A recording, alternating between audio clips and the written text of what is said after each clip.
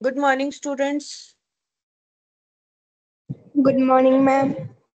अभी भी strength good पूरी मॉर्निंग। नहीं है ये। आई वॉज वेटिंग कि स्ट्रेंथ पूरी हो जाए। क्या बात, बच्चे कहाँ रह गए? नींद में सोए हुए हैं। 2 मिनट और वेट करते हैं बेटा।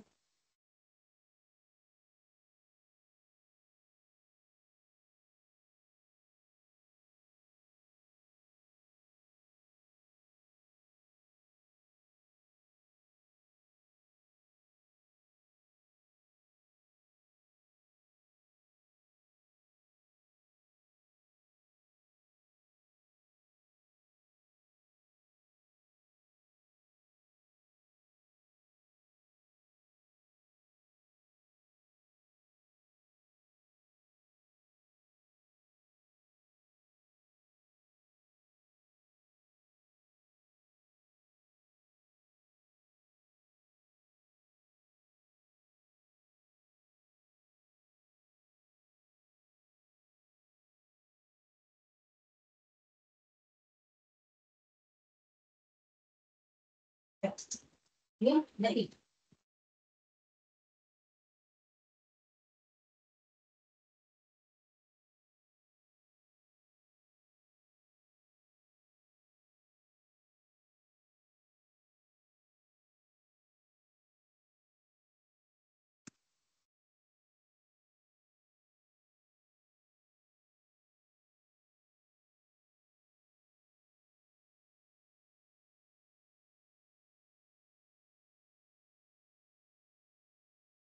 हाँ जी बेटा, अभी जब तक और बच्चे आते हैं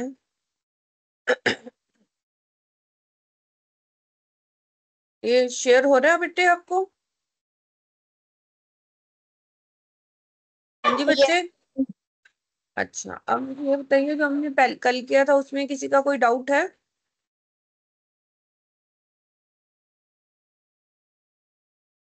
हाँ जी बेटा, किसी का कोई डाउट है?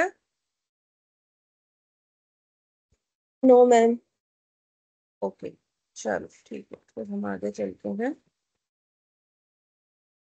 तो right hand and left hand limit हम कर रहे थे।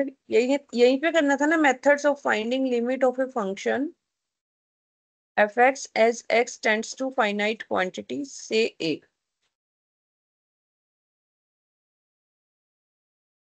तो देखिए, there are 3 methods of finding the limit of function as x tend to finite quantity से ए।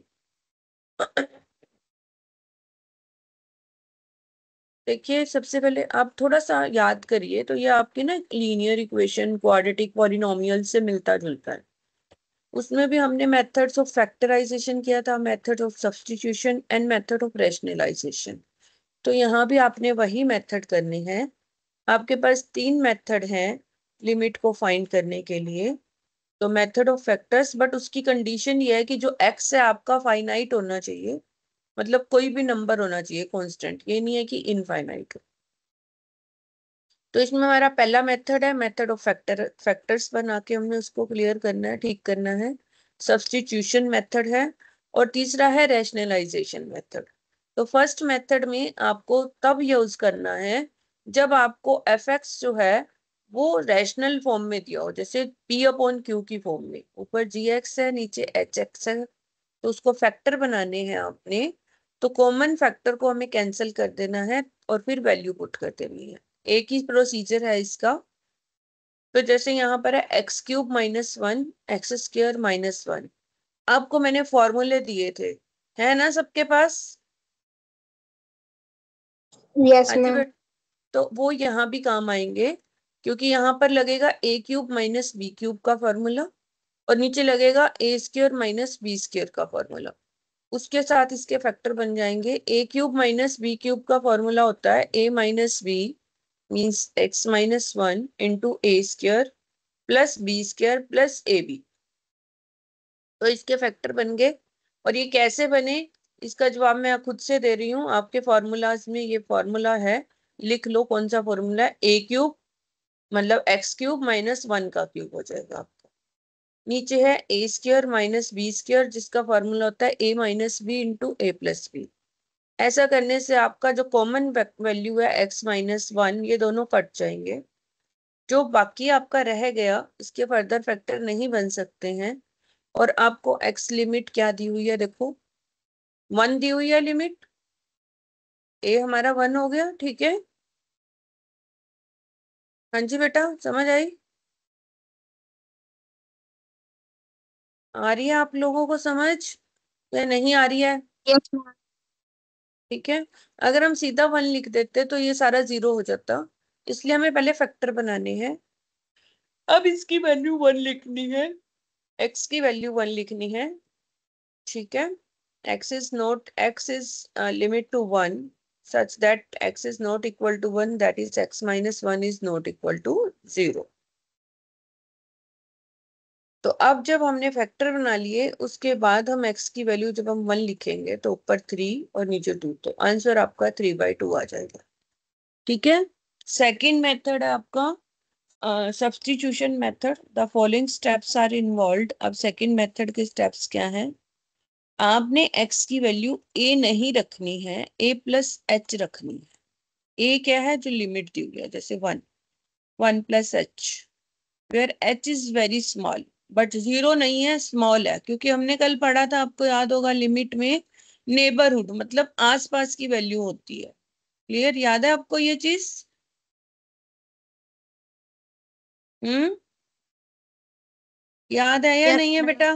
हाँ, तो Yes, वही ma'am. चीज यहाँ पर अप्लाई होगी कि आपने एक मिनट, सुनीता जी, सुनीता जी, सुनीता, सुनीता जी,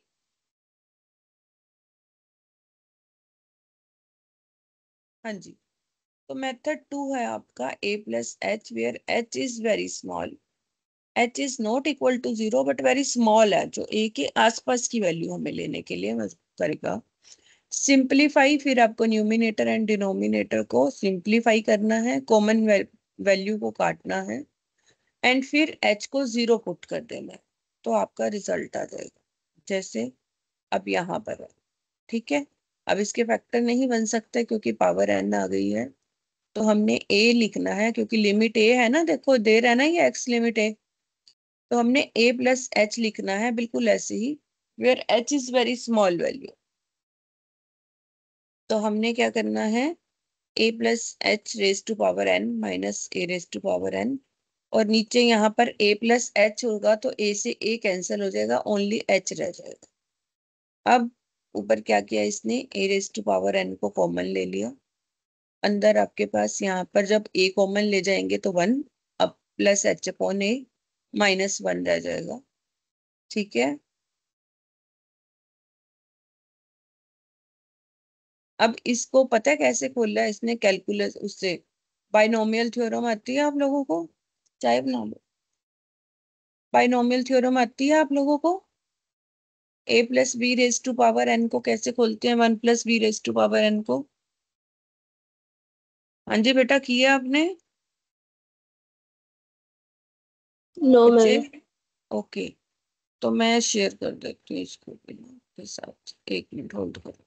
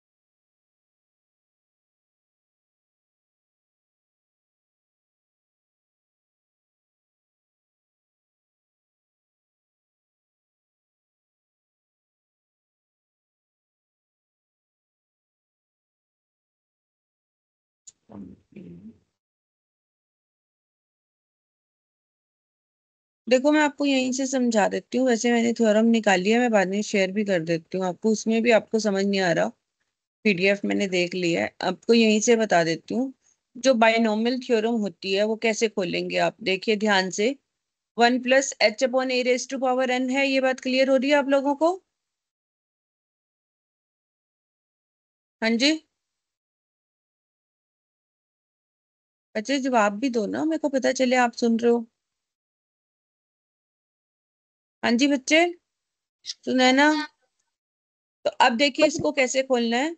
1 + n/h/a, n क्या है हमारा जो पावर है, ठीक है। फिर हमने क्या लेना है, n तो ले ही लिया, अब दूसरी बारी में हमने n × n - 1 लेना है, और इसका स्क्वायर हो जाएगा h²/a²।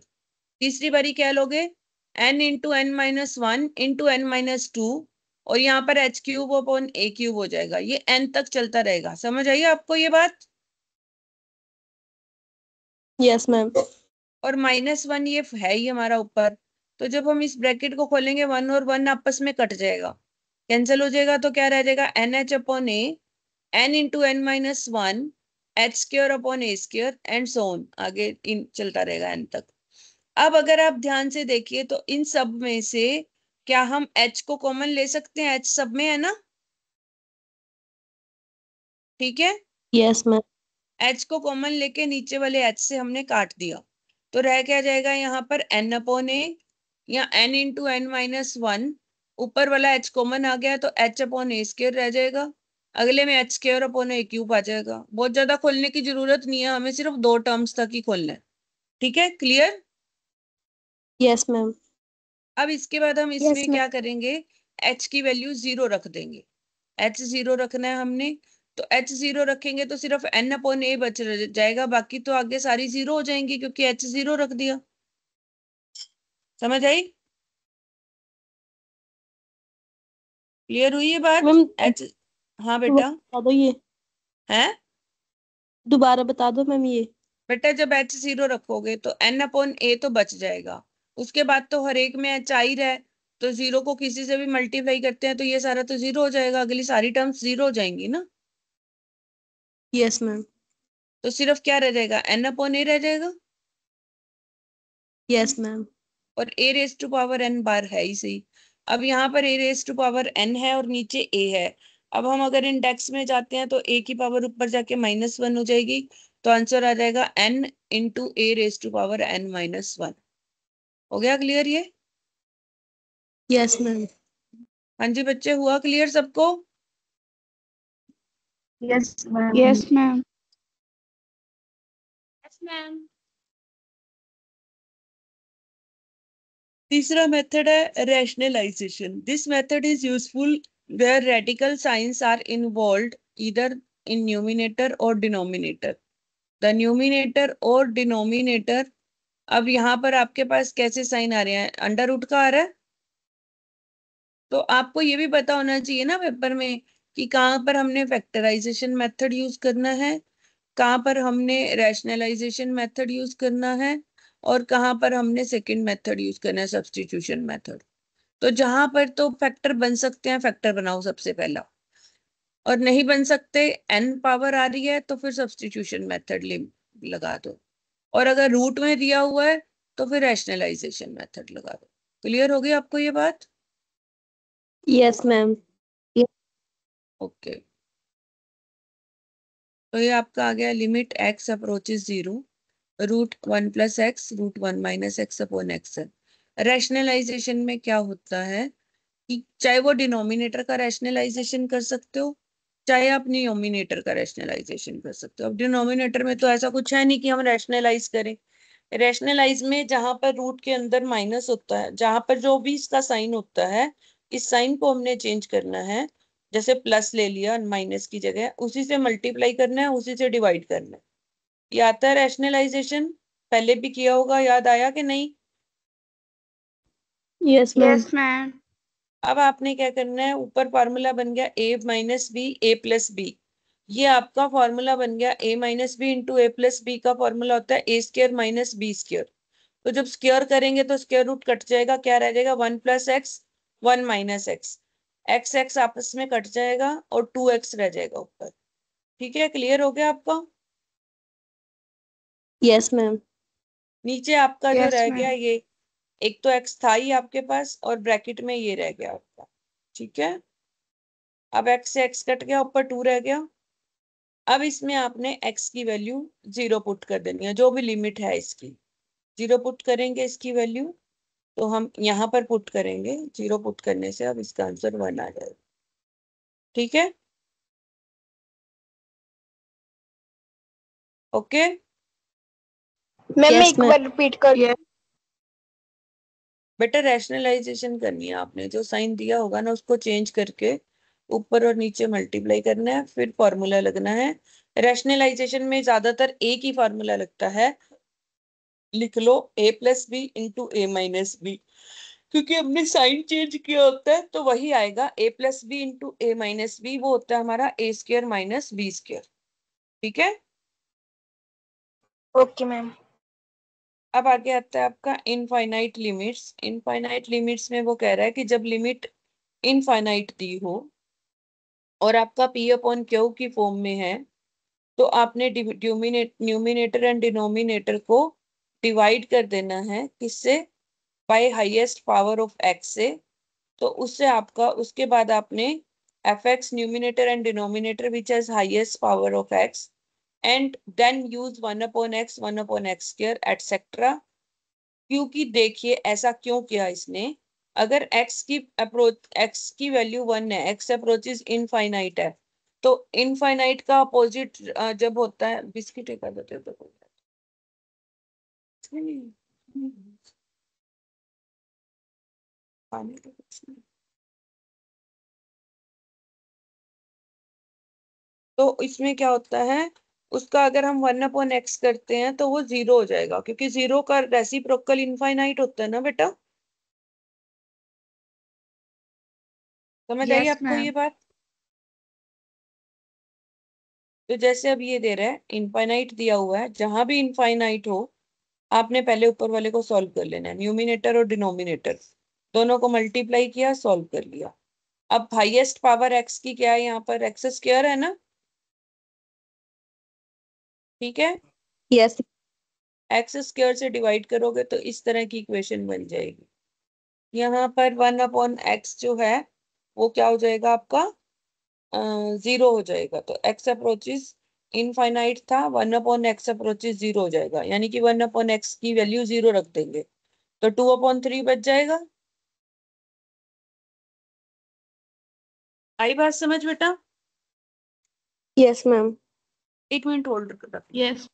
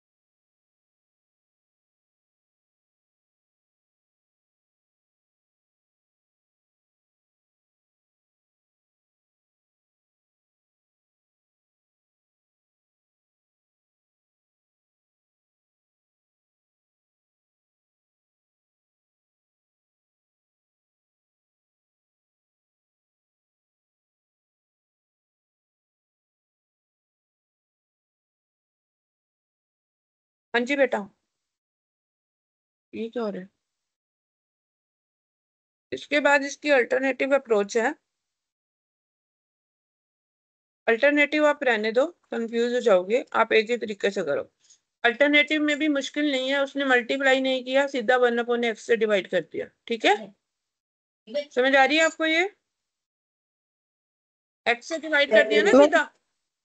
Hello, yes ma'am. उसने सिर्फ x से डिवाइड कर दिया और कुछ नहीं किया। वैसे तो ये ज्यादा इजी है, आपको मल्टीप्लाई वाला स्टेप करने की जरूरत नहीं है, सीधा x से डिवाइड कर दो तो भी आपका सेम आ जाएगा, और फिर 1/x की वैल्यू 0 रख दो। क्लियर हो गई ये चीज? Yes ma'am. तो जब भी यस इनफाइनाइट मैम। दिया हो तो आपने ऐसे ही करना है। अब आगे आपके एग्जाम्पल शुरू हो जाते हैं, सोल्ड इलस्ट्रेशंस हैं। ठीक है, बिकॉज मेथड हमने सारे कर लिए हैं। एक बार देखते हैं कुछ और है तो, नहीं तो इसी में से कुछ करते हैं हम।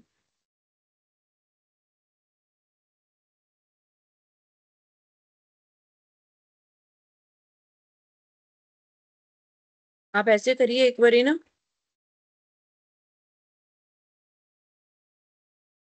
28, 29, 30, 3 एग्जाम्पल करिए आप ये। ठीक है, 10 मिनट, 5 मिनट का टाइम दे रही हूँ मैं आपको, 5-7 मिनट का। Okay, okay ma'am. करिए फटाफट, देखिए आपको समझ आ रहे हैं।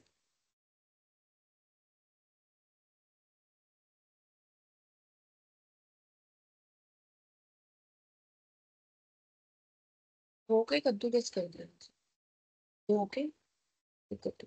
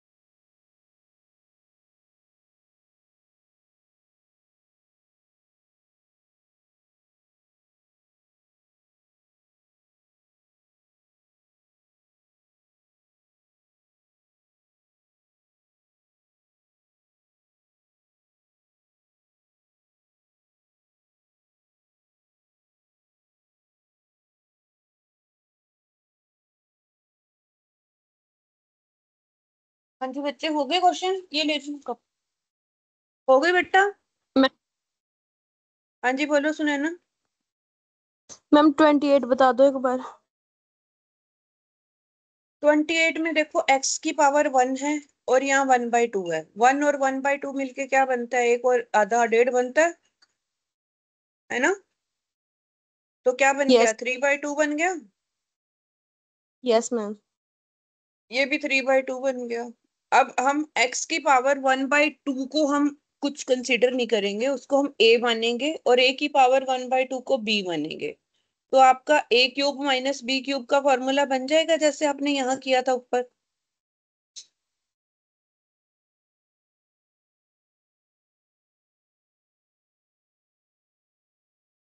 ये आपने किया था a³ माइनस b³, याद है?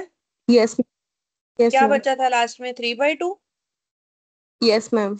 वैसे ही सॉल्व करना है हमने। 3/2 बचेगा। 3/2 के साथ a की पावर 1/2 इसलिए बचा है क्योंकि यहाँ 1 था, तो यहाँ 1 आ गया, वहां a की पावर 1/2 आए, तो वही बचेगा उसके साथ। समझ आइए आपको? इसको कॉपी पेस्ट करना सीखो क्वेश्चन को, क्योंकि आपके एमसीक्यू है ना। हेलो? Yes yes ma'am. ठीक है ठीक है ठीक है, मैं उठवा लेती हूँ। पुराने वाले कितने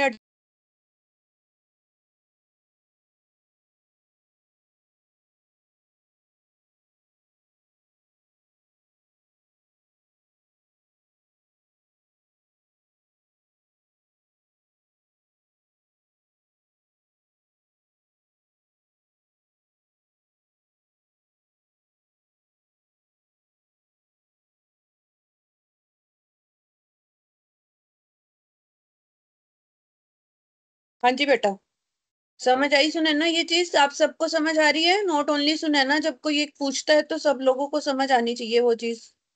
ये बात समझ आई बेटा? Yes yes ma'am. मैम। देखो बेटा, क्रक्स ये है, आप लोगों के एमसीक्यू हैं। डिटेल में इसलिए समझा रही हूँ कि तुम्हें अंडरस्टैंडिंग हो जाए।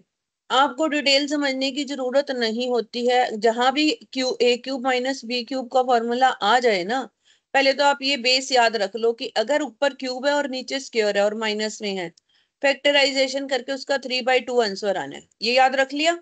आपको सॉल्व करने की जरूरत नहीं है, क्योंकि सॉल्व करके दिखाना ही नहीं है आपने। समझ आई आपको ये बात? Yes ma'am. कॉमन चीजें क्या हैं आपके पास? एक्स की पावर, एक्स की लिमिट 1 होनी चाहिए, यानी जो जो यहाँ पर है वही लिमिट में होना चाहिए। ये बात क्लियर हो गई? ठीक है। Yes ma'am. अब हमने वन वन कुछ भी नहीं है, 3/2 इंटू 1 याद रख लो। 3/2 इंटू 1 याद रख लिया। अब हम नीचे आते हैं। अब ध्यान से कंपेयर करना इसको। ये शॉर्टकट्स बता रही हूँ क्योंकि आपके एमसीक्यूज हैं, तो शॉर्टकट से चलना सीखोगे तो ज्यादा जल्दी आ जाएगा। निकालना इसलिए जरूरी है कि अंडरस्टैंडिंग हो। अब आप यहाँ देखो, सबसे पहले तो इसने ट्रिक क्या किया है, 3/2 कर दिया। तो अगर हम इसमें से x की पावर 1/2 को सिर्फ x ले लें और a की पावर 1/2 को 1 ले लें, तो आपका सेम क्वेश्चन बन जाएगा ऊपर वाला। हाँ जी बच्चे, समझ आ रहा है? Yes ma'am. तो यहाँ पर 3/2 आंसर आ गया। अब क्या करना है, इसके साथ 1 की जगह हमने a की पावर 1/2 कर दिया, बस हो गया क्लियर। आ गया समझ? Yes ma'am. ओके। अब ये कहता है कि x की पावर n माइनस 2 की पावर n। ये बाइनोमियल थ्योरम की थी, याद है आपको? सेकंड क्वेश्चन किया था आपने।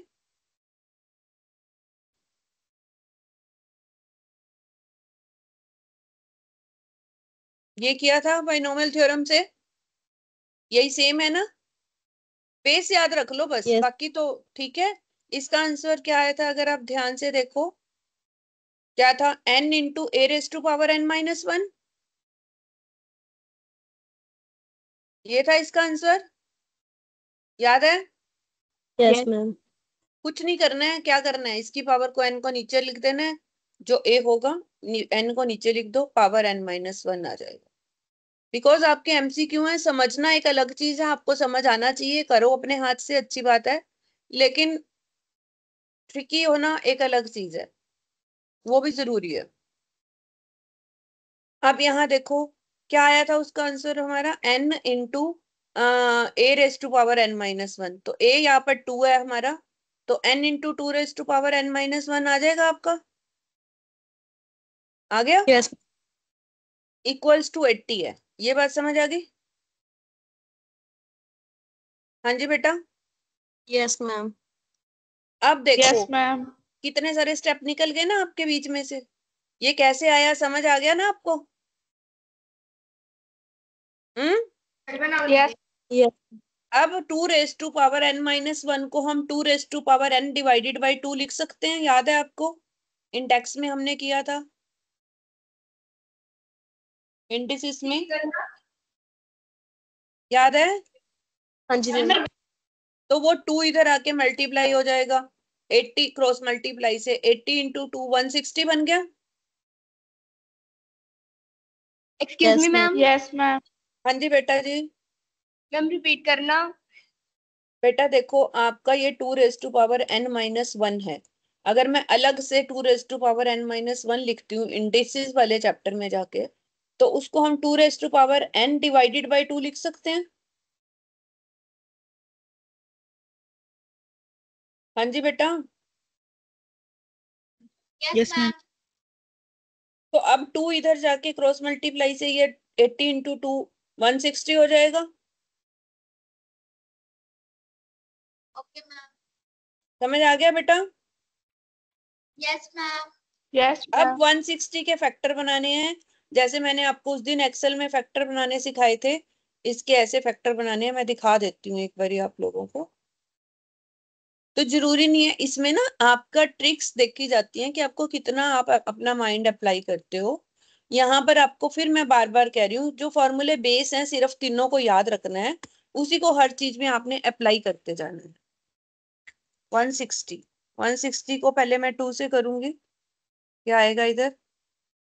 80। दिख रहा है ना आपको एक्सेल? Yes ma'am. फिर 2 से यस करेंगे मैम।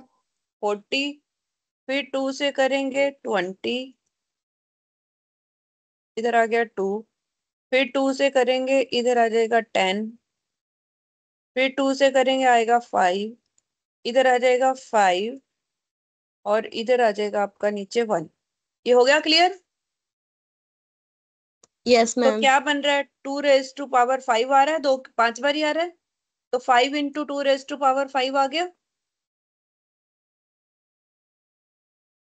हाँ जी। यस अब हम इसको राइट हैंड साइड और लेफ्ट हैंड साइड को कंपेयर करेंगे। सारे चैप्टर्स को मिला के क्वेश्चन बनता है, ठीक है? तो आपका सिर्फ ये नहीं है कि इंडेक्स दिख रहा है तो या लिमिट दिख रहा है तो लिमिट का ही क्वेश्चन है। अब देखिए 5 into two raise to power 5 आ गया, और इधर है n into two raise to power n। अगर हम इन दोनों को कंपेयर करते हैं तो n की वैल्यू 5 नजर आ रही है हमें। Yes ma'am. अब अगला क्वेश्चन देखो, ये तीसरा रैशनलाइजेशन वाला जो हमने किया था, उसके साथ कंपेयर करना है हमने।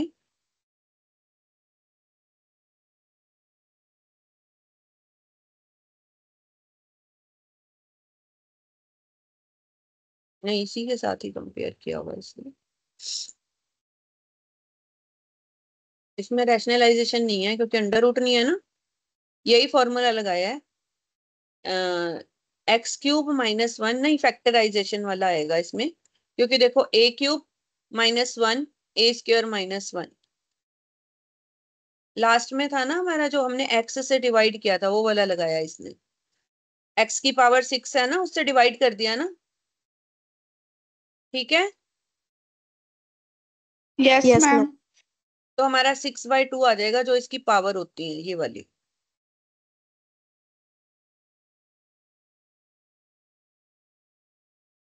ये 2/3 आ गया था ना जो एक्स के साथ था यहाँ पर, है ना? अगर आप इसमें देखो तो आपका आंसर पता है क्या निकल रहा है? आप इसको भी ऐसे याद कर सकते हो। जो एक्स स्क्वायर हाईएस्ट पावर का कोफिशिएंट था 2, एक तो वो बच गया, और जो नीचे वाले हाईएस्ट पावर का कोफिशिएंट था 3, वो बच गया। क्लियर? आ रही है बात समझ आपको? देखो Yes, बेटा, मैं ma'am. आज आपको ट्रिक्स Yeah. बता रही हूँ, ये समझनी, अगर नहीं अच्छे से सुनोगे तो पेपर में आपका टाइम, बहुत टाइम बच जाएगा इससे।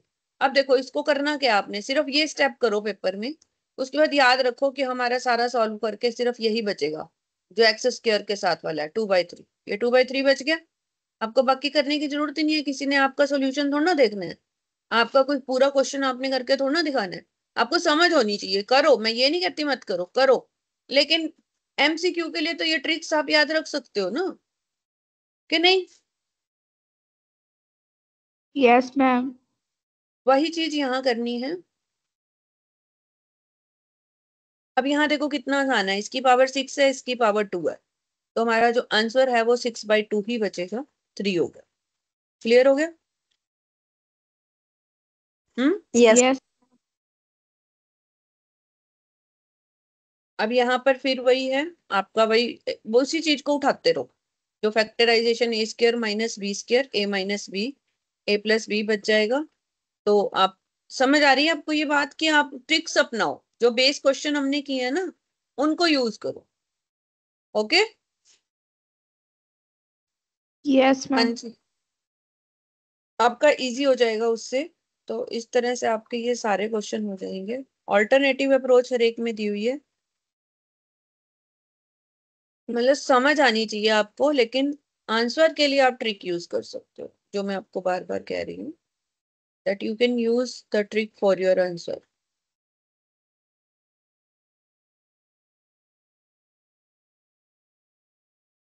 अब वो कह रहे हैं distinction between limit x approaches A f x and F A, दोनों में फर्क क्या है। यहाँ पर वो कह रहा है कि एफ एक्स है फंक्शन आपका, और उसकी लिमिट दे दी ए, और एक में सीधा फंक्शन ही ए का बना दिया, दोनों में क्या फर्क है? By limit x approaches a fx, we mean that value of fx when x has any arbitrary value very near to a but not a. This is the basic difference. ये भी आपका MCQ बनता है। समझ आ रही है आपको ये बात? Yes, हाँ जी. ma'am. जब हम एफ ए लिखते हैं तो वो एग्जैक्टली एक्स की वैल्यू ए ही लिखनी है हमने, एग्जैक्टली इक्वल टू ए। देखो ये फर्क है ना दोनों में, समझ आई आपको? हाँ जी Yes, बच्चे, ma'am.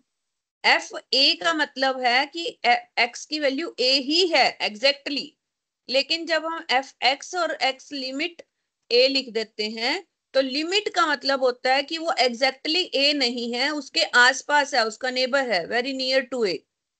लिमिट का ये मतलब होता है। बात समझ आ गई आपको? Yes, ma'am. Yes, ma'am. The following cases में arise f a does not exist, ठीक है, but limit f x exist. ठीक है, ऐसा हो सकता है कि ए एग्जिस्ट करता ही ना हो, ठीक है, लेकिन एफ एक्स एग्जिस्ट करता है जो उसके आसपास है। Such situation is explained in example 28 above. अब देखो यहाँ पर आइए, 28 एग्जाम्पल पर आपको क्लियर हो जाएगा ये चीज। अब देखो 28 में अगर मैं x की वैल्यू सीधा a लिख देती हूँ तो ये एग्जिस्ट ही नहीं करेगा, तो 0 बन जाएगा, नीचे ही 0 बन जाएगा, और किसी की भी जब बेस में 0 होता है तो वो तो एग्जिस्ट ही नहीं करता। समझ आइए आपको ये बात? Yes, ma'am. अगर हम इसको लिमिट की जगह यहाँ पर मैं एफ ए लिख दूं, उसका मतलब होता है x की वैल्यू एग्जैक्टली a है, और a माइनस ए नीचे बेस में 0 आ जाएगा।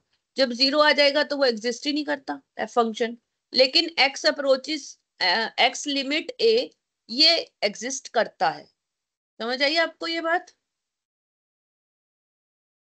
Yes, Yes, हाँ ma'am. जी ma'am. बेटा, इसलिए लिमिट सिखाई गई है, नहीं तो फिर हम सीधा ही वैल्यू रख देते।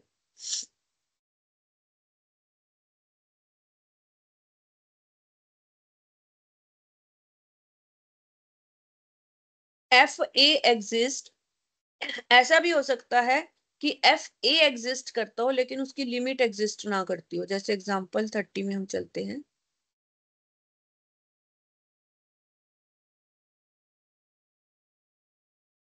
देखिए, अगर आप एक्स की वैल्यू 0 कर दोगे सीधा, ठीक है, ओके, तो ये ऊपर भी 0 नीचे भी 0, सारा 0 हो जाएगा, एग्जिस्ट तो करेगा ही वो।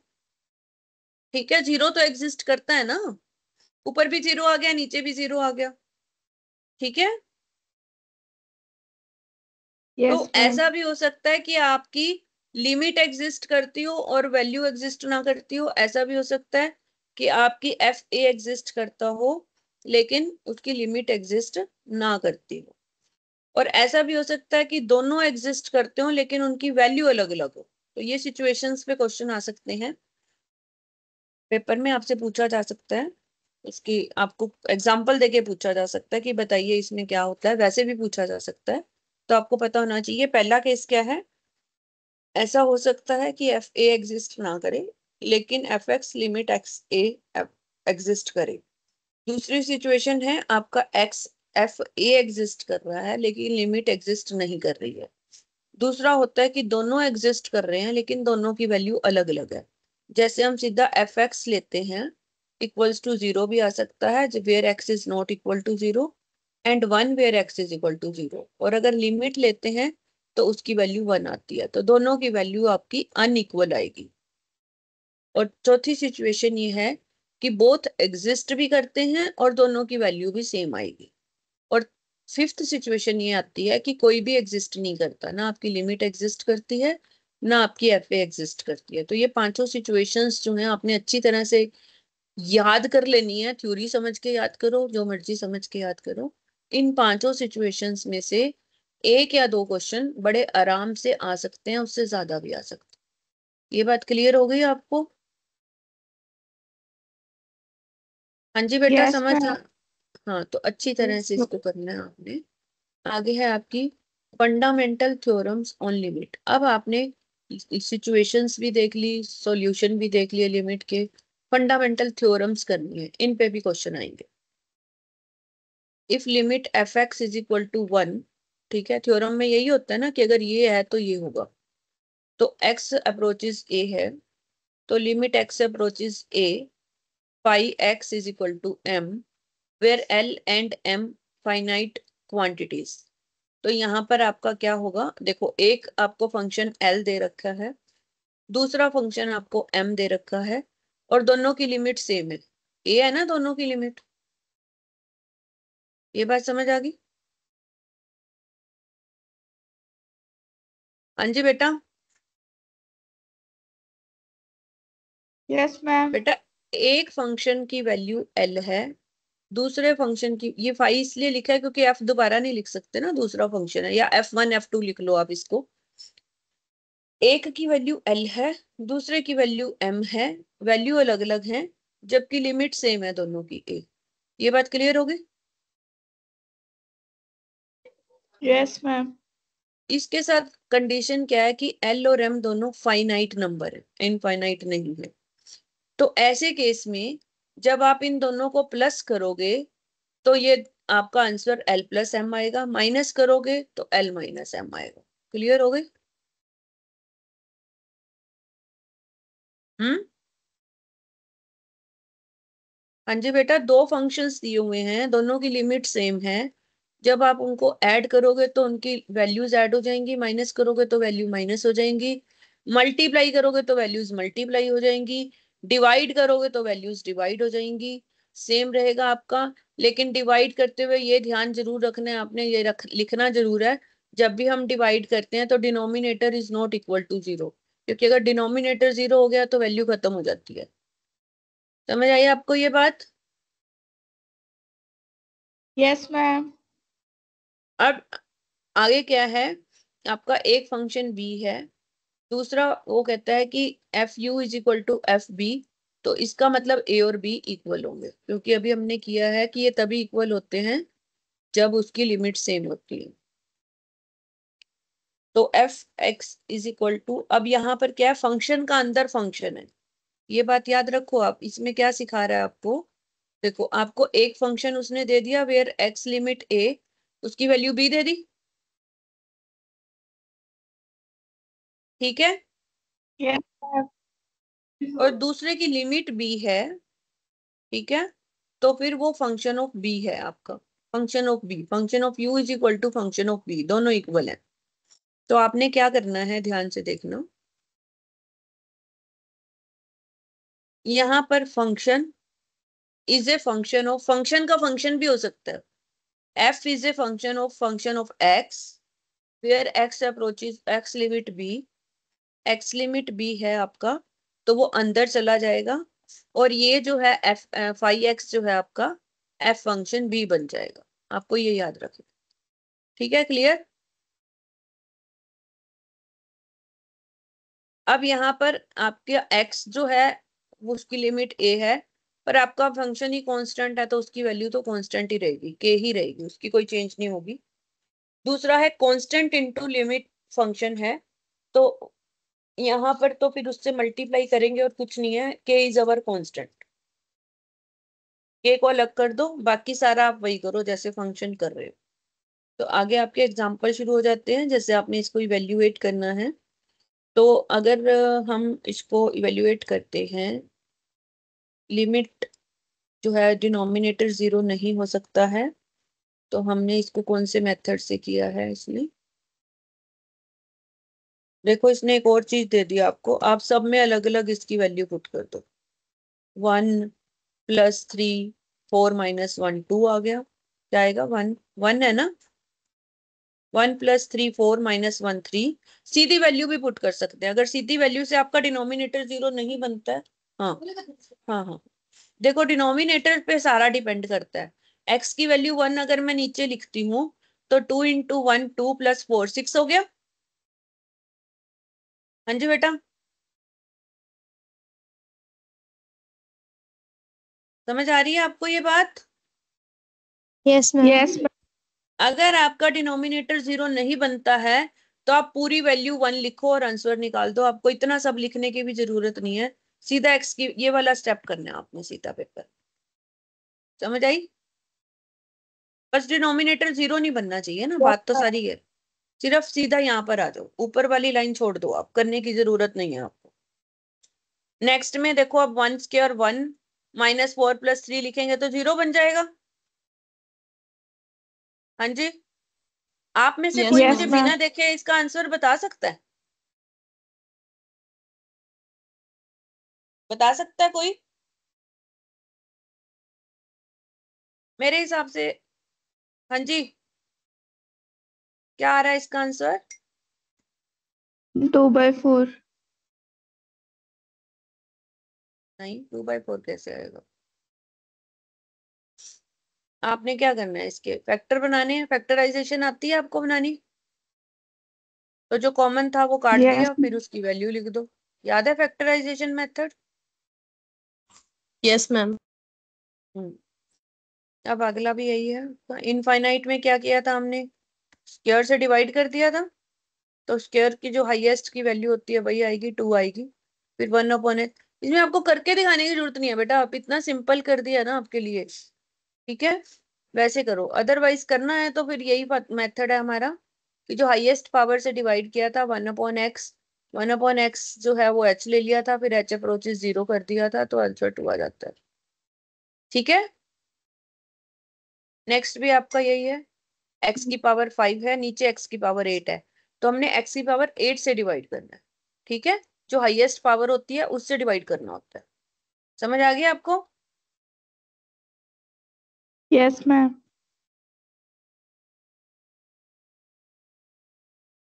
तो इस तरह से आपने ये सारे क्वेश्चन करने हैं। इसमें जब अंडर रूट आ गया तो रैशनलाइजेशन मेथड करना है आपने। अब ये हमने जो अभी हमने फंक्शंस पढ़े थे, left hand and right hand limit, इसकी 2 लिमिट्स होती हैं। देखो कैसे है, x² दे रखा है, x² तब है जब x की वैल्यू 1 से बड़ी है, ठीक है, और अगर x की वैल्यू 1 है तो इसका आंसर 4 आ जाता है, 4.1, और अगर x की वैल्यू 1 से छोटी है तो 2x आता है। डज लिमिट एग्जिस्ट, आपने बताना है कि क्या ये ठीक है। तो हमने क्या करना है, we have find right hand limit लेनी है, लेफ्ट हैंड लिमिट लेनी है। तो यहाँ पर जब ऐसे 3 बारी या 2 वैल्यूज दी होंगी ना, तो आपने 2 लिमिट लेनी है इसकी, एक तो इसकी +1 लेनी है, एक -1 लेनी है। क्लियर हो गया आपको ये बात। यस एक मैम बारी वैल्यू +1 लिखनी है, +1 मतलब x इज मोर देन 1 आ गया, x +1 का यस मतलब मैम यही हो, तो वहां पर 1 का स्क्वायर 1 हो जाएगा। लेस देन 1 का मतलब यहाँ पर आ जाएगा -1, तो इसकी वैल्यू क्या आ जाएगी 2 × 1 + 1, दोनों में लिखा हमने 2 आ गई, तो यहाँ पर अगेन f(x) दोनों में हमने +1 लिखा है और -1 माइनस कहीं भी नहीं लिया, ये तो गलत हो गया, डज नॉट एग्जिस्ट, ये गलत है, ये नीचे नहीं आना था, यहाँ पर यहाँ -1 आना था, जो लेस देन 1 है ना बेटा 2x, वहां पर आपने -1 लेना है, ठीक है, समझ आई आपको Yes. ये बात? तो ये Yes. -2 आ जाएगा, अगर तो दोनों इक्वल आते हैं तो आपकी एग्जिस्ट करती है, अगर दोनों अनइक्वल आते हैं, यहाँ 1 आ रहा है यहाँ 2 आ रहा है, तो ये एग्जिस्ट नहीं करेगी आपकी। मैम 2x ग्रेटर देन 1 नहीं है? क्या लेस देन 1 है बेटा, ये देखो x इज लेस देन 1 है ना, देखो लिमिट देखो ना आपने, उसने फंक्शन कहाँ दिया है, वैल्यू तो इक्वल नहीं आ रही ना, कुछ भी करो, एक की वैल्यू 1 आ रही है, एक की वैल्यू 2 आ रही है, ठीक है, आपने सिर्फ ये देखना है वैल्यू इक्वल नहीं आनी चाहिए, वैल्यू इक्वल आ गई तो फिर फंक्शन एग्जिस्ट करेगा, इक्वल नहीं आ रही तो फंक्शन एग्जिस्ट नहीं करेगा, ठीक है।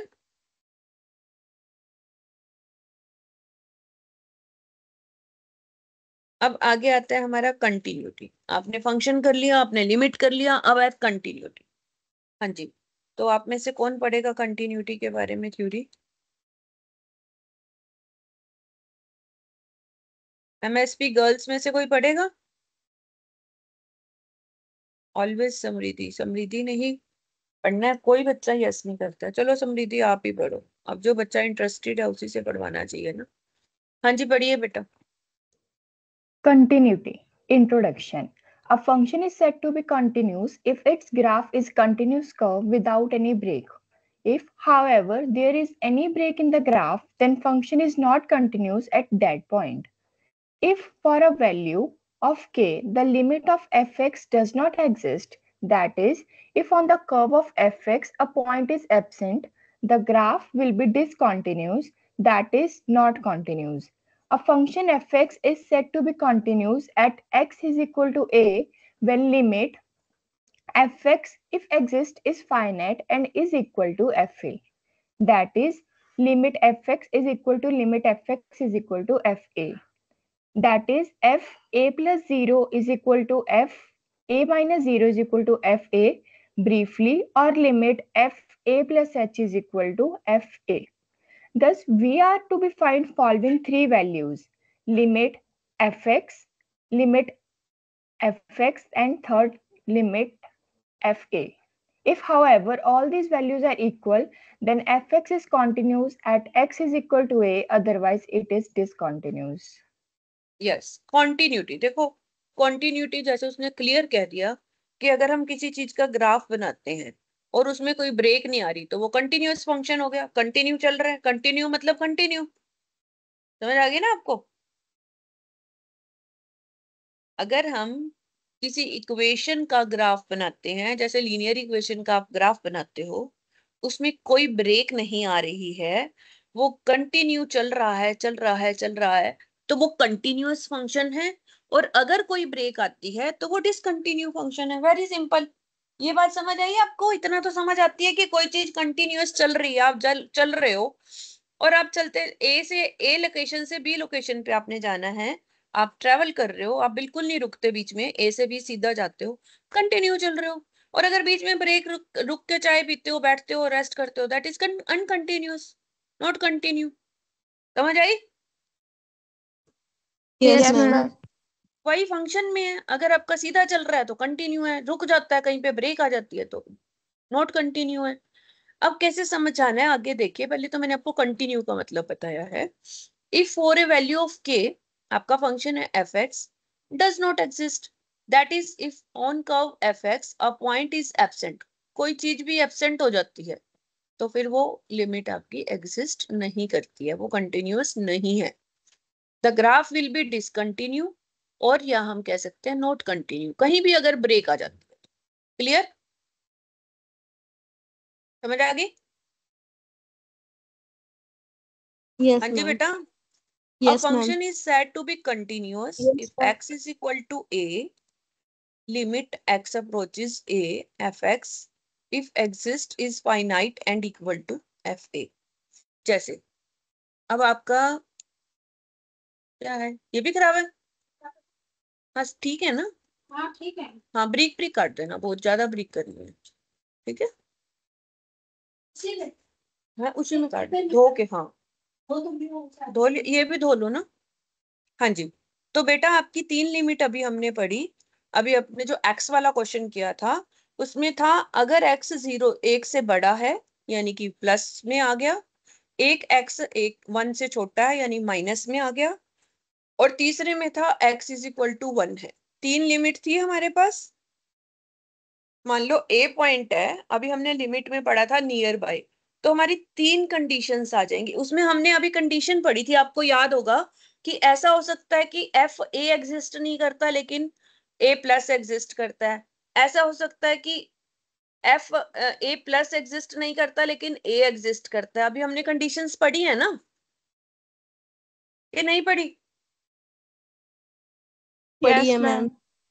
तो अगर आपकी तीनों चीजें एग्जिस्ट करती हैं और तीनों इक्वल हैं, एक कंडीशन ये भी थी कि वो इक्वल नहीं हो सकते, आपकी तीनों चीजें एग्जिस्ट करनी चाहिए। पहली कंडीशन ये है, प्लस वाली भी, माइनस वाली भी और इक्वल टू वाली भी, और तीनों इक्वल भी होनी चाहिए, तो फिर वो कंटिन्यूअस फंक्शन है, क्योंकि उसमें कहीं ब्रेक नहीं आएगी, अदरवाइज वो नॉट कंटिन्यूअस फंक्शन है। क्लियर हो गया? मतलब ए में अगर हम Yes, कुछ ma'am. जोड़ देते हैं तो भी उसकी वैल्यू वही आती है, कुछ माइनस कर देते हैं तो भी वही आती है, और खुद ए लिखते हैं तो भी वही आती है। तो a plus h is equal to f a हो गया, और वो इक्वल है तो वो कंटिन्यूअस फंक्शन है। Thus we are to find following 3 values.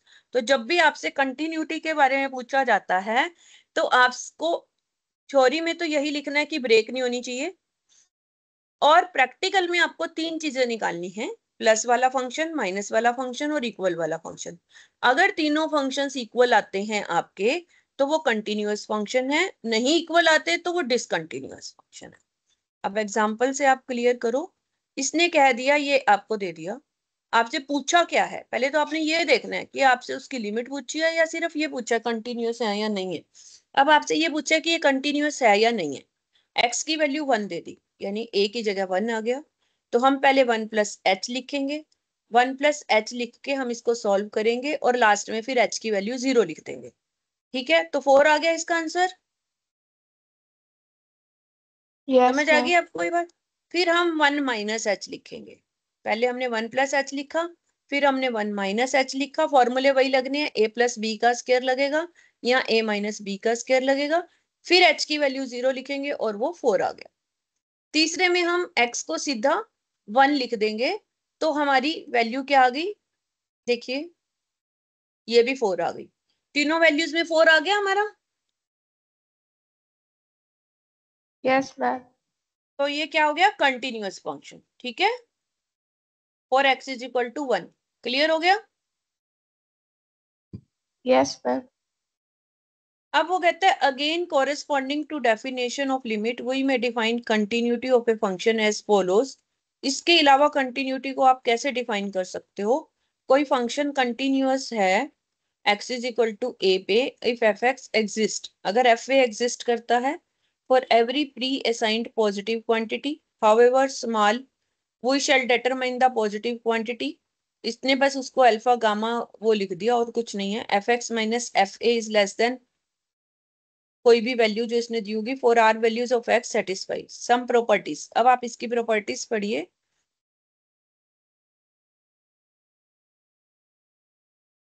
The sum of difference of two continuous function is a continuous function. अगर दो फंक्शन आपके कंटिन्यूअस हैं, उनका प्लस या उनका माइनस, उनको प्लस करोगे या माइनस करोगे, इस पे ये एमसीक्यू आ सकते हैं बेटा आपके पास, कि अगर दो कंटिन्यूअस फंक्शंस को हम ऐड करते हैं या माइनस करते हैं तो जो रिजल्ट आएगा वो भी कंटिन्यूअस होगा। क्लियर? समझ आ गई? हाँ जी Yes, बेटा। ma'am. और अगर हम दो कंटिन्यूअस फंक्शन को प्रोडक्ट करते हैं, मल्टीप्लाई करते हैं तो भी हमारा रिजल्ट कंटिन्यूअस फंक्शन ही आएगा। अगर हम दो कंटिन्यूअस फंक्शन को डिवाइड करते हैं या उनकी रेशियो निकालते हैं तो भी वो कंटिन्यूअस ही आएगा, लेकिन कंडीशन क्या है वहां पर ध्यान रखना। डिवाइड में रेशियो में कंडीशन है। कंडीशन क्या है कि डिनोमिनेटर 0 नहीं होना चाहिए। जहां भी रेशियो आएगी डिवाइड आएगा वहां ये कंडीशन लगेगी ही लगेगी कि डिनोमिनेटर 0 नहीं होना चाहिए। हो गया क्लियर ये बात? Yes ma'am. अब आगे देखिए, continuity in an interval at the end point. A function is said to be continuous over the interval open or close, including the endpoints if it is continue at every point of the same interval. जैसे आपका C ले लिया, इसमें interval आगे A and B, मतलब कहने का मतलब यह है कि ब्रेक तो आ रही है लेकिन A और B तक वो कंटिन्यूस है। यानी A और, जैसा भी मैंने आपको एग्जांपल दिया था कि आपने A से C पे जाना है, ए से सी पे जाने के लिए आप ए से बी तक तो कंटिन्यू चल रहे हो, बी से सी में आपने ब्रेक ले ली या बी पे ब्रेक ले ली, तो ए से बी तक तो आप कंटिन्यूअस हो ना। समझ आई आपको ये बात? Yes ma'am. आप ए से बी तक बिल्कुल नहीं रुके, बी पे जाके रुक गए फिर सी पे गए, 3 पॉइंट हो गए ना अब आपके पास। तो ए से बी तक तो आप कंटिन्यूअस हो ना। बेटा मैं फिर रिपीट कर रही हूँ, आप लोगों को मेरी बात समझ आ रही है या नहीं आ रही है? यस मैम समझ आ रही है। No ma'am. ठीक है। नो, किसको नहीं समझ आई है मैं रिपीट करती हूँ, बोलिए बेटा। किसको नहीं समझ आई है एक बारी प्लीज दोबारा बोलिए। बेटा यहाँ मैम हाँ जी समृद्धि। समृद्धि मैम नहीं सम, समझ आई। मैं बताती हूँ समृद्धि। आप कौन सी सिटी में रहते हो बेटा? नंगल। नंगल से आपने मान लो चंडीगढ़ आना है, बीच में कोई सिटी आती है? हाँ जी बेटा, नंगल से चंडीगढ़ आते हुए कौन सी सिटी आती है बीच में? कोई एक सिटी का नाम लो।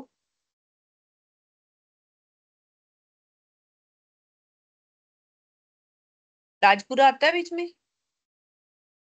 यस बेटा मैम। मुझे पंजाब का ज्यादा पता नहीं, मैं इसलिए पूछ रही हूँ। अब आप मान लो आप नंगल से चले और चंडीगढ़ सीधा आ गए बिना ब्रेक के, तो आप कंटिन्यूटी में आ गए। Yes ma'am. अब आप दूसरा पॉइंट, वो हमने पहला पढ़ा था कंटिन्यूअस है या नहीं है। दूसरा मैं ये कह रही हूँ आप नंगल से चढ़ ले और राजपुरा तक बिल्कुल नहीं रुके, तो नंगल से राजपुरा आप कंटिन्यू हो गए। Yes ma'am. फिर आपने राजपुरा में ब्रेक ली और राजपुरा से चंडीगढ़, फिर आप कंटिन्यू हो गए। Yes ma'am. अब समझ आई? इंटरवल यस पे मैम। कंटिन्यू हो गए ना, दो कंटिन्यूअस फंक्शन हो गए ना आपके पास। नंगल से राजपुरा और राजपुरा से चंडीगढ़, आपके दो कंटिन्यूअस फंक्शन हो गए। Yes ma'am. उसमें आपके पास एंड पॉइंट्स हो गए ना, नंगल और राजपुरा आपके एक एंड पॉइंट हो गया, राजपुरा राज। से चंडीगढ़ आपका दूसरा एंड पॉइंट हो गया। Yes ma'am. और जो पहला था वो तो कहीं भी एंड पॉइंट है ही नहीं, आप चलते ही जा रहे हो चलते ही जा रहे हो चलते ही जा रहे हो, दैट इज कंटिन्यूअस। कहीं तक भी जाना है आपने, मान लो कहीं तक भी, और आप चलते ही जा रहे हो, that is continuous. Clear? Yes ma'am. Thank you. कहीं भी कुछ डाउट होता है बेटा बिल्कुल ओपन माइंड पूछो, कोई ये सोचने की जरूरत नहीं है कि हमारे क्या लोग बच्चे क्या सोचेंगे या हम क्यों पूछें, क्योंकि ये आपका राइट है। यहाँ नहीं पूछोगे तो फिर कहाँ पूछोगे? ठीक है। Let us see is any point. अब आप ए से बी गए तो आपने सी प्लस लिया, सी माइनस लिया और सी लिया, तीनों इक्वल हैं तो कंटिन्यूअस है। लेकिन इसमें इंटरवल है ए और b. A function is said to be continuous at left hand आपका ए है और राइट हैंड आपका बी है। तो a plus h is equal to f a and right and b है a f x is equal to b हो गया। Discontinuity at point में क्या होता है? If at point a in its domain at least one of the value is different from the others। Crux फिर वही आता है, थ्योरी में तो मैंने समझा दिया, प्रैक्टिकल में आपका फिर वही आता है। अगर तीनों वैल्यूज आपकी सेम है तो वो कंटिन्यूअस है, अगर एक भी वैल्यू डिफरेंट आ जाती है तो वो डिसकंटिन्यू हो जाता है उस पॉइंट पर। अब देखो, at x is equal to 4 discuss the continuity. ठीक है, 4 हमने लिया, 4 2 ज़ा 8, ठीक है, एफ एक्स 8 आ गया, x इज इक्वल टू 4, 8 + 1 में से 9 आना चाहिए यहाँ पर। इसने आपको ये बता दिया f x is equal to 2x + 1, जब x की वैल्यू हम 4 नहीं लेते हैं, और अगर x 4 लेते हैं तो 8 आती है, दो वैल्यूज हैं उसकी। तो यहाँ वो कहता है कि हमने 4 माइनस ली पहले, ठीक है, यानी कम ले लिया, और 4 ली, 4 2 ज़ा 8 + 1 9 आता है। It means 4 from right, x 4 से बड़ा है, तो also 2x + 1 for x is not equal to 0। और जबकि 4 इसने हमें 8 दिया हुआ है, जबकि x की वैल्यू 4 रखने से हमारा 9 आ रहा है, दोनों डिफरेंट हैं from the previous two values, तो it is not a continuous function. Simple सी बात आप याद रखो, इतना ज्यादा आपको प्रैक्टिकल में करके दिखाने की जरूरत नहीं है, आपको सिंपल याद रखना है, x की वैल्यू 4 रखो, 4 2 ज़ा 8 + 1 9 आ रहा है, जबकि इसने f4 हमें 8 दिया हुआ है, दोनों इक्वल नहीं है, तो वो डिसकंटिन्यू फंक्शन है, कंटिन्यूअस नहीं है, और कुछ भी आपने याद नहीं रखना है। क्लियर है? हाँ जी बेटा, यस मैम। यस अब मैम। आगे आपके एग्जाम्पल आ जाते हैं।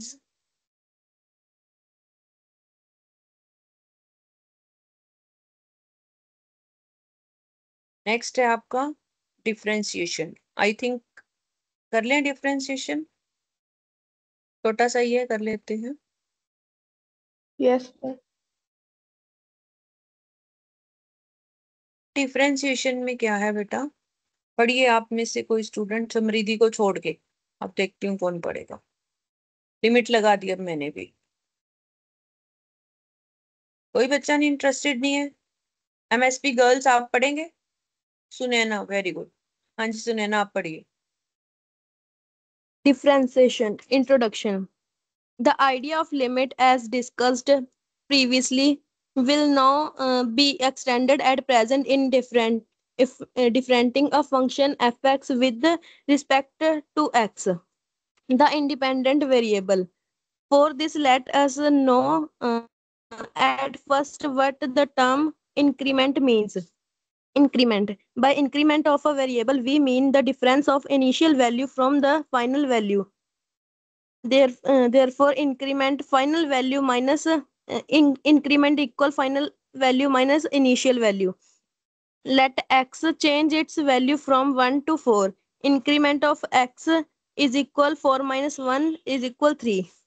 Again, if x change from 1 to minus 2, increment equal to minus 2 minus 1 equal to minus 3.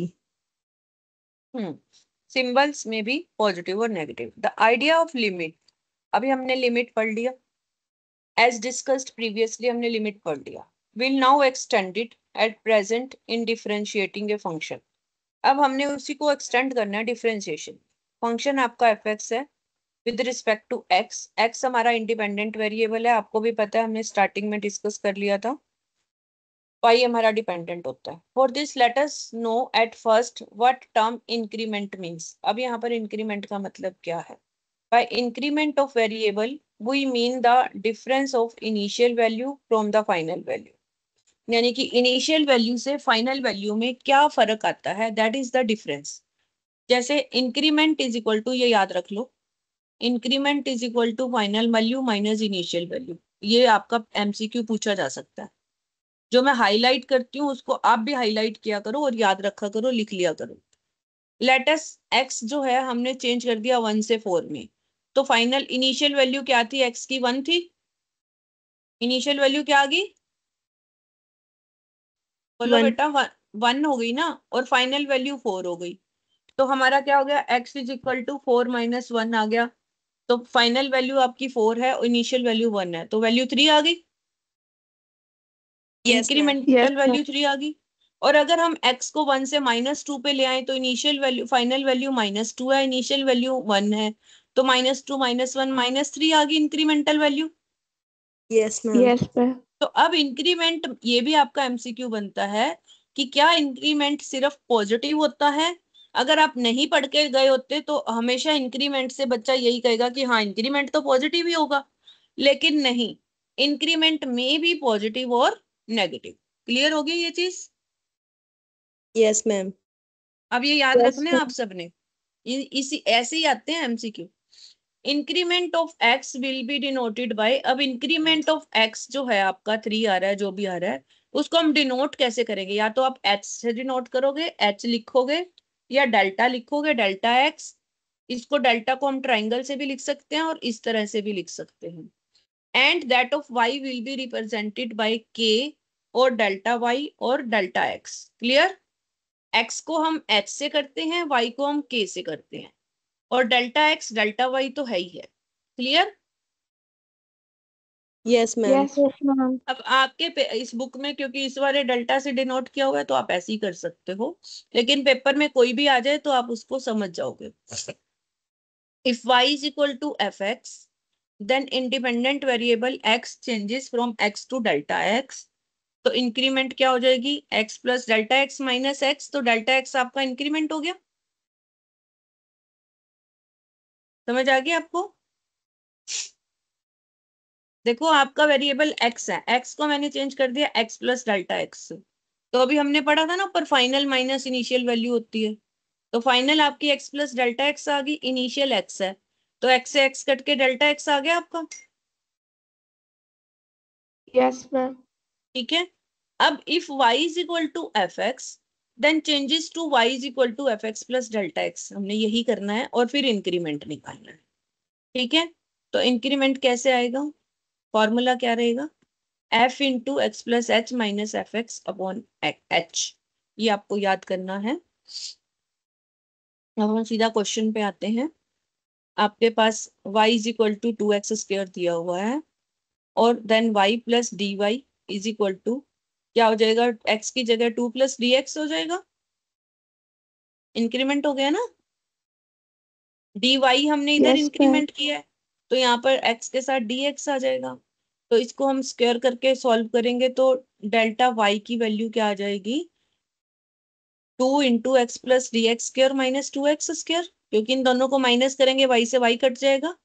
Delta y आ जाएगा this minus this, y initial final minus initial value जो हमने अभी किया था। ठीक है, समझ आई आपको? हाँ जी बेटा। Yes, ma'am.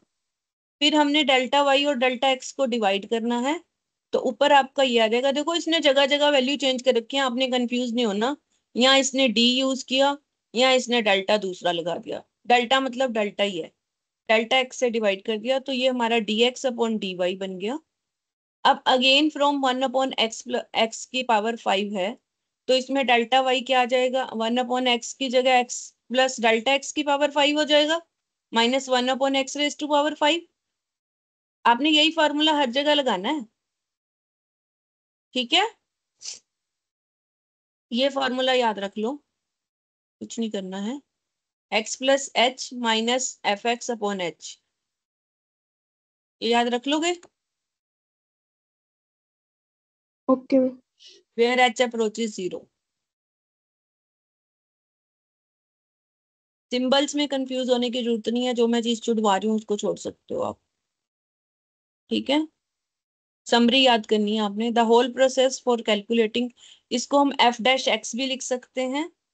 ठीक है, डिफरेंशिएशन को, या d y upon d x लिखते हैं ज्यादातर।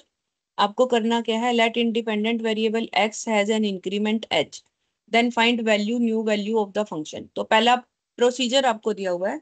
सबसे पहले आपने एक्स को एक्स प्लस एच लिखना है और नई वैल्यू निकाल देनी है। फिर एक्स प्लस एच में से एफ एक्स माइनस करना है और उसको एच से डिवाइड कर देना है, वही आपका डिफरेंशिएशन आ जाएगा, और एच अप्रोचेस 0। ये 4 स्टेप्स हैं आपको याद करनी है। ठीक है, समझ आ गई आपको? Yes, ma'am.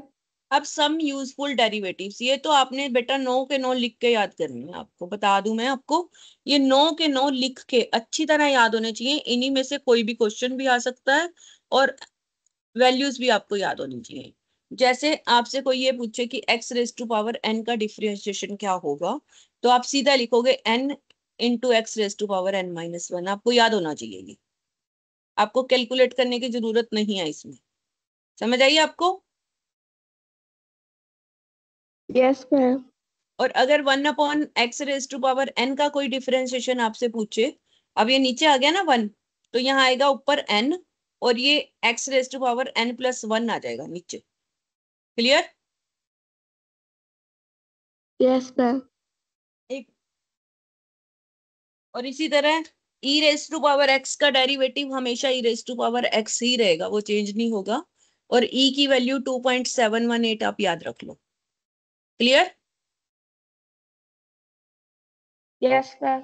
ये सारे आपने रट्टे मारने हैं। रट्टे का मतलब लिख के, एक बारी, दो बारी, तीन बारी, जब तक आपको अच्छी तरह याद ना हो जाए ये लिखते रहना है, ये याद रखना ही रखना है। मैं बार बार कह रही हूँ। अब a⁻x, देखो फर्क क्या है, यहाँ पर x की पावर कांस्टेंट थी, यहाँ कांस्टेंट की पावर x है। ये बात समझ आ रही है दोनों में फर्क? हाँ जी बेटा। तो इसका डेरिवेटिव होगा a⁻x इंटू log a, और उसका बेस e आएगा। ये आपको याद करने ही करने हैं बेटा, फिर मैं बार बार कह रही हूँ। और log x का डेरिवेटिव 1/x होता है। log अगर उसकी बेस e है, तो अगर उसका बेस a है तो हो जाएगा 1/x log a into e। a हमारा कांस्टेंट होता है। किसी भी कांस्टेंट का डेरिवेटिव आपका 0 होता है। और u प्लस v, अगर दो वैल्यूज को प्लस करके उसका डेरिवेटिव है तो u का अलग कर दो, v का अलग। अगर बीच में प्लस का साइन है तो आपका भी प्लस आएगा, माइनस का साइन है तो आपका भी माइनस आएगा। And last but not least and very very important, अगर प्रोडक्ट का डेरिवेटिव है तो आपने क्या करना है, पहले u को एज इट इज रख के v का डेरिवेटिव, फिर प्लस v को एज इट इज रख के u का डेरिवेटिव। ये सारे फॉर्मूलाज आपने याद करने हैं, इसी के बेस पे आप डेरिवेटिव कर सकते हो। एंड 10th है आपका डिवाइड का। डिवाइड में क्या आएगा, v, पहले नीचे वाला लेना है, आपको ये याद होना चाहिए, पहले नीचे वाला लेना है। Hello, good morning. हाँ नहीं, 10 मिनट तक, 10-15 मिनट तक चलते हैं, ठीक। पहले नीचे वाला लेना है आपने, और फिर क्या करना है, ऊपर वाले का डेरिवेटिव, नीचे मतलब डिनोमिनेटर, और न्यूमिनेटर का derivative, minus numerator into denominator का डेरिवेटिव, और नीचे डिनोमिनेटर का स्क्वायर। बेटा आज सारे फॉर्मूले याद करके मेरे को पीडीएफ भेज देना, ताकि मुझे भी पता चले आपने याद किया या नहीं किया। dy/dx होता है dy/du इंटू du/dx, ये भी याद करना है आपको। ये सारे फॉर्मूले आपके लिए बहुत बहुत बहुत बहुत इंपॉर्टेंट हैं। अब इसी के बेस पे सारे क्वेश्चन होंगे। जैसे x⁻a का हमने डेरिवेटिव किया था, अभी आपको याद हो क्या किया था, याद है? यहां से देखो आप, ये था n इंटू x⁻n-1, तो 4 × x³ आ जाएगा इसका, और नीचे आ जाएगा, और x³ आ गया, 4x³ आ गया। समझ आई आपको ये बात? यस हाँ जी, मैम। यस। ठीक है। तो ये आपका इस तरह से आपने 1/x का आपने किया था, √x को 1/2 कर दोगे। फॉर्मूले आपने सारे वही लगाने हैं जो आपने ऊपर किए हैं। अब कैसे लगा सकते हो या नहीं लगा सकते आप पे डिपेंड करता है। देखो दूसरा है x इज इक्वल टू, इसको सॉल्व करने की जरूरत नहीं है, x⁻1 - 0 इसका तो 4x³ आ ही गया।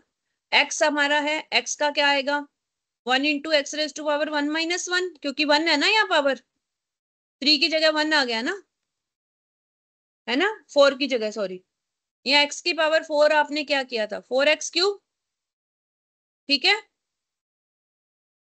Yes ma'am. और अगर x की पावर 1 है तो 1 नीचे आ जाएगा, ऊपर 1 - 1 0, तो x का डेरिवेटिव हमेशा 1 होता है, याद रखना। x⁻0 तो 1 आ जाएगा। अगर कल्ला x दिया हो तो उसका डेरिवेटिव क्या होगा, 1, ठीक है। Yes ma'am. अब आ गया 1/x, अब पावर नीचे आ गई, इसको जब मैं ऊपर लेके जाऊंगी -1, -1, फिर 1 - 1 वही आएगा, फॉर्मूला वही लगेगा, तो -1/x²। या आप इसको यहाँ से भी कर सकते हो, जो हमने अभी किया था 1/x, ये भी था ना हमारे पास एक फॉर्मूला, ये वाला, ये था ना, याद है आपको?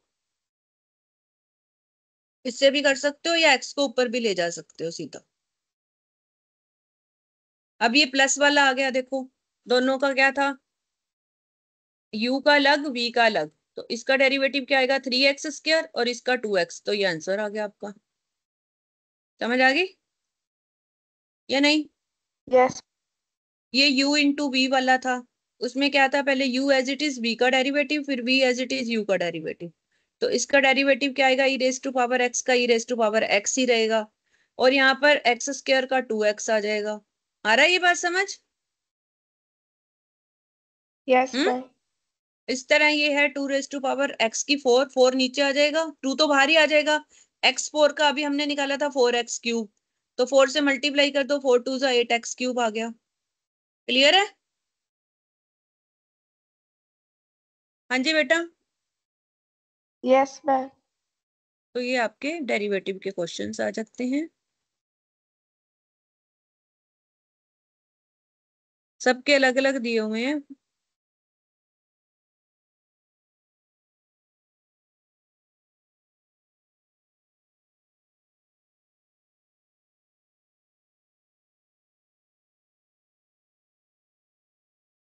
इम्प्लिसिट फंक्शन मैं कल करवाती हूँ, आज आप 74 तक करिए, ठीक है? Okay ma'am. ओके, बाकी फिर कल करते हैं। Bye. Bye ma'am. Bye ma'am. Bye. Bye बेटा, बाय।